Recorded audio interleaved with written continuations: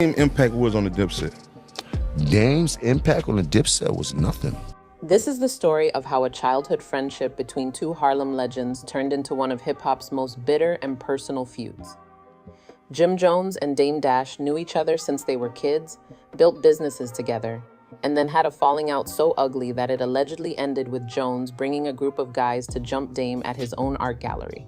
What makes this whole thing even wilder is the timeline, because this beef started back in 2014, seemed like it might get resolved a few years later, and then exploded all over again in January 2025 when footage of that confrontation finally surfaced. Let's break down exactly what happened between these two, what Jim Jones accused Dame of, how Dame fired back, and why this whole situation remains unresolved to this day. Understanding this beef requires going way back, because Jim Jones met Dame Dash when Jones was about 6 years old, and they grew up as neighbors in Harlem. What I thought, I was trying to tell you some real shit. I thought, right, I was with you. I don't know where that went. You was venting, and I heard different music. Now I was on the H sound. I don't know. That was crazy. No, seriously, let's bring it back. Was on the brown. Right, that was wild.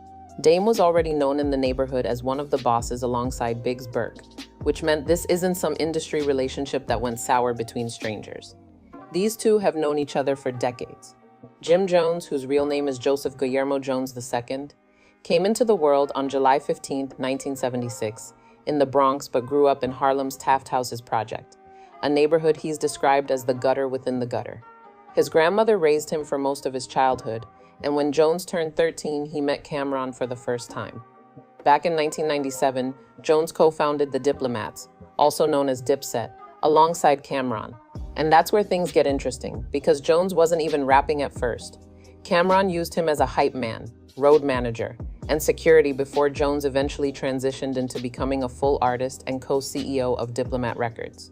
His biggest solo success came in 2006 when We Fly High went platinum and peaked at number 5 on the Billboard Hot 100, giving the world that ballin' catchphrase that dominated everything for a while. Dame Dash, whose full name is Damon Anthony Dash, was born May 3, 1971, also in Harlem. RocAFella Records exists because of him, since he co-founded the label in 1994 with Jay-Z and Kareem Biggs Burke. Dame's impact was on the Dipset? Dame's impact on the Dipset was nothing. What his impact was in Harlem? Dame impact in Harlem was nothing. Not to say it like that. Dame came up under hustlers That label launched Jay-Z's entire career and eventually signed acts like Cameron, Beanie Sigel, and the Diplomats. Building Rocawear was another accomplishment on Dame's resume, and at its peak, that company pulled in over $700 million in annual sales. RocAFella Films also came from Dame's vision, producing movies like Paid in Full and the State Property films.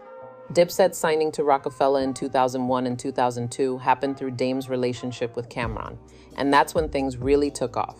March 2003 saw the Diplomats release their debut album, Diplomatic Immunity, through RocAFella, hitting number 8 on the Billboard 200 and going gold. Something a lot of people don't realize is that Jim Jones was never actually signed to RocAFella as a solo artist, even though he contributed to Diplomatic Immunity. Jones later explained why, saying, "I never stepped to them because I already did a whole Diplomats album and they had to listen to it every day." When Def Jam acquired RocAFella in 2004 and Jay-Z became label president, Dame departed the company in 2005. Dipset had already left for Coke Records in 2004 by that point. But here's the thing, Jim Jones and Dame Dash's relationship continued way beyond the label situation because they became business partners on multiple ventures. impact was it. He was a little dude when it came to hustling in Harlem. He wasn't not no Rich Porter, none of that type of. He wanted to hustle. He wanted to hustle for like Rich Porter and shit like that. Dame from the East Side. When the niggas on the East Side is different from the niggas on the West Side. Vampire Life Clothing brought them together, which Jones co-owned with his partner Chrissy Lampkin. A wine venture called Blue Vamp Wine connected them as well. And Dame produced an off-Broadway musical called Hip Hop Monologues Inside the Life and Mind of Jim Jones back in 2008. These weren't just industry associates shaking hands at events. They were building businesses together as family. That's what makes what happened next so shocking. August 25, 2014 changed everything when Jim Jones went on Instagram and publicly attacked Dame Dash, posting, "This dude here is the real culture vulture and a thief." Calling someone a culture vulture hits hard enough on its own, but the thief accusation takes it to another level entirely. Jones was saying Dame stole from him, and this is someone Jones had known since he was 6 years old. Business disputes reportedly fueled the attack, specifically their wine venture and alleged unpaid compensation. That wine venture, Blue Vamp, later got renamed Dusko Blue under Dame's Dusko Poppington brand, which suggests Jones felt his contribution was erased or he wasn't properly compensated. Dame's Instagram response took the high road. His words were, "I'm not sure what exactly would make Jim Jones disrespect me publicly or any kind of way, but if it's over money or business, I really don't think that's the most productive way to deal with things." Now, for the East Side, Dame was a big deal to us because we were little. He was coming from the West Side, little car, jewelry, and all that. So when you're young, he's looking like Rich Porter, but in reality, no, he was like this. Go to the store and take a couple grams, get out of here. Not to take nothing away from him. You heard? "I have nothing but love for you despite your disrespect. We are all kind of used to the way you react in the moment, but it's just not positive or productive for the culture." A conversation with Hip Hop Motivation in 2014 had Dame dropping something that turned out to be prophetic. He put it this way: "You know how happy Liar was when he saw that? Or anybody else from another culture that benefits from us having beef. There's not going to be no benefit from us brothers having a war." His point was simple. The only people who win when black men in hip-hop fight each other are the executives who profit from the drama. And this is where things get really messy. About a month after that Instagram post, Jim Jones sat down with Vlad TV for an interview, and his explanation was all over the place. First, he claimed his Instagram account was hacked. Then he contradicted himself and admitted, "I did some stuff, not that I shouldn't have did, but I should have been more disciplined, but stuff happens and the truth is the truth." Was the account hacked or did he do it himself? That contradiction made a lot of people question his credibility. Accusations didn't just stop at social media posts either. At some point between 2014 and 2018, things escalated to a physical confrontation. Multiple sources claim Jim Jones allegedly brought associates to Dame's art gallery to jump him. When I was fucking with the lean, when I left that shit alone, every nigga that I was still cool with, that was still sipping, I need to cut that shit out. Oh, that's fine. So I would never keep promoting it, like, you know what I'm saying? Years went by with this story circulating as a rumor. January 2025 brought confirmation when Dipset member Freaky Zeke, who is also Cameron's cousin, posted the actual footage on Instagram. January 10th, 2025 is when Zeke shared the video with a caption reading, "The time you tried to pull up on Dame and he wasn't having it. You tried to get the homies to jump Dame, they told you nah, shoot the fair one." That footage showed Dame standing his ground and demanding a one-on-one fight. According to Zeke, the guys Jones brought with him refused to jump Dame and told Jones to handle it himself. Dame really fired back a couple days later. January 12th and 13th, 2025 brought Dame onto the Art of Dialogue, where he confirmed everything. His words were, "That was true. I've never been in a situation where someone that I consider family actually tried to have somebody physically put their hands on me. It blew my mind. The level of disrespect, it was so un-Harlem that it was embarrassing. That one of the ones that I raised would actually try to have me hurt." Dame continued with, "What broke my heart was I felt like I raised everybody better than that. And it looked like a black eye to whatever I was teaching. It was just embarrassing. And family business should be within family." What makes this situation even more layered is Dame's background. Multiple outlets have noted that Dame has an amateur Golden Gloves boxing background. Did somebody tell you, yo, bro, you need to do better. You need to stop. You need to a few homies wasn't being a drug addict. Did they tell wasn't for that? You know what I'm saying? A few of my homies wasn't for that. What he said? They tell you stop using liquid heroin. And some people speculate that's exactly why Jim Jones allegedly brought associates instead of confronting Dame alone, and why Jones apparently declined the Fair One challenge. Cameron even weighed in on the situation by commenting on the video Zeke posted. His message to Dame read, "I know I'm Fredo lol, but you look good out there this day." That Fredo reference carries weight because Cameron and Dame have had their own issues. Dame actually filed a $300 million legal threat against Cameron in September 2025. None of that mattered when it came to this incident though, because Cameron sided with Dame on this particular situation. Here's the thing, this wasn't the first time Dame tried to make peace.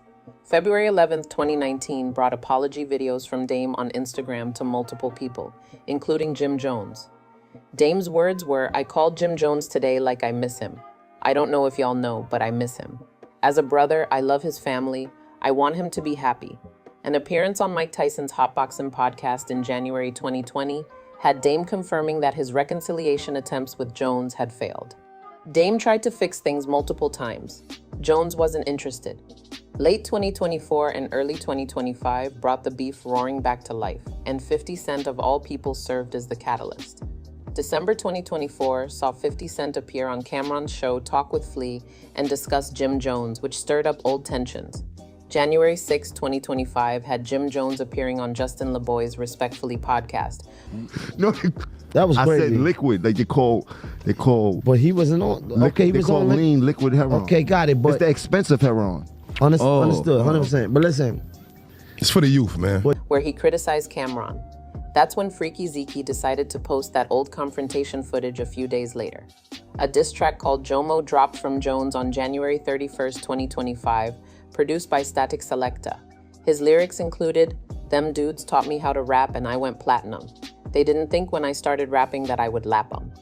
Financial context adds another layer to this whole situation, because where both of these men stand financially right now tells its own story. $20 million. That's what Jim Jones had at his peak, largely from We Fly High earnings. Celebrity Net Worth now estimates his worth somewhere between $400,000 and $600,000 as of 2025. His New Jersey home went into foreclosure in 2019 for $1.24 million in debt. Dame Dash's situation hits even harder. Chapter 7 bankruptcy came in September 2025 with over $25 million in debt and only $4,350 in reported assets. His IRS debt alone sits around $19.1 million between federal and state taxes. Outstanding child support obligations add up to $647,000. His final one-third stake in RocAFella got auctioned off for just $1 million in December 2024. Jones actually commented on Dame's financial situation in 2025 by saying, "One man's a billionaire, the other man's broke. How would you feel if you were broke?" The reference pointed to the contrast between Jay-Z's success and Dame's bankruptcy. Both sides of this situation deserve examination. Dame Dash sees himself as the wronged mentor. Yeah, no, they just was like, that wasn't what we came from. That wasn't what a nigga was Nigga's on. a fiend. Wait, this nigga shooting it. wait. East Man, was on shooting. heroin? What the fuck? What happened? When did that happen? Yo, I thought it was a serious moment. That's what I thought. He knew Jim Jones since Jones was a child. He facilitated Dipset's deal with RocAFella.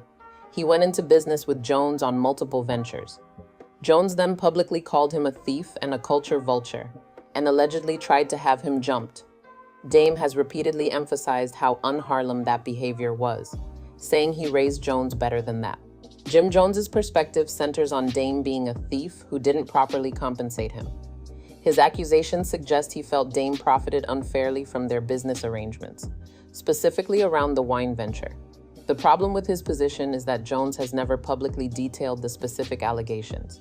Accusations came without receipts. That initial contradiction when he first claimed his Instagram was hacked, then admitted he did it, doesn't help his credibility either. The hip-hop community generally sided with Dame on the confrontation incident. Praise came Dame's way for keeping it solid by demanding a fair one rather than backing down. Jones caught criticism for allegedly bringing associates to handle what should have been family business. Dame facing accusations of shady business dealings from former associates isn't new either. Beanie Sigel previously claimed in an interview that his lawyer discovered Dame robbed him of $11 million. A pattern of former associates making financial accusations against Dame exists. This specific situation with Jim Jones plays differently though. Dame's willingness to fight one-on-one and stand on it, combined with Jones's contradictory statements and alleged attempt to have Dame jumped, has shaped public perception in Dame's favor. Somebody said to you that you should stop. Right. And pulled you up. That's somebody that you respect. Yeah, I think it like got close friends. Like a couple close people to me wasn't with that. Another detail worth mentioning goes back to 2002, when Jim Jones prematurely announced that Cameron had been appointed vice president of RocAFella while Jay-Z was on vacation. That move reportedly caused friction within the label and is cited as one of the origin points for RocAFella's internal tensions. A history of Jones making moves that create problems clearly exists. As of right now, this beef remains completely unresolved. Dame appeared on The Breakfast Club in September 2025 and expressed a general willingness to move past conflicts and work with former adversaries. Jim Jones released his album At the Church Steps in February 2025 and has focused on building a creative space in the Bronx. A $10 million boxing match challenge went from Jones to Cameron following the Jomo release. Reconciliation with Dame hasn't been publicly addressed by Jones, though. And Dame's comments in January 2025 suggest he's still hurt by what happened. The relationship between these two men appears to be non-existent. They went from knowing each other since childhood, to building businesses together, to public accusations and an alleged physical confrontation, to complete estrangement. What makes this beef particularly striking is the asymmetry of outcomes. Both men have experienced dramatic financial declines. Jones went from $20 million to under $600,000. Because you're asleep behind the wheel? Sir, I was knocking on this door for a long time. Huh? I know you did, I know, but you were sleeping. You don't need to be reaching around, all right? While Dame went from an estimated $50 million to bankruptcy. Their conflict persists anyway, despite having larger common enemies and shared struggles. Dame's 2014 warning turned out to be completely accurate. His words were, "You know how happy Layer was when he saw that? Or anybody else from another culture that benefits from us having beef." A decade later, neither Jim Jones nor Dame Dash has benefited from this fallout. Money was lost, relationships were destroyed, and the ability to work together and potentially build something bigger disappeared.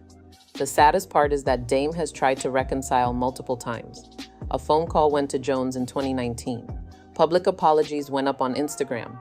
Dame openly said he missed him. None of it mattered because Jones apparently wasn't interested. What we're left with now is footage of Jones allegedly trying to have a man who knew him since he was 6 years old jumped at an art gallery. That's what this beef has become. Two men from the same neighborhood who came up together and built businesses together now live in complete estrangement while both of them struggle financially. So that's the full story of Jim Jones trying to expose Dame Dash and Dame firing back. A childhood friendship destroyed by business disputes, public accusations, and an alleged confrontation that got caught on camera. Reconciliation isn't anywhere on the horizon right now. Let me know in the comments what you think about this situation. Was Jim Jones wrong for how he handled things? Should Dame have accepted his explanation? And do you think these two will ever work things out? Make sure to like this video if you found it informative, subscribe if you're new here, and I'll see you in the next one.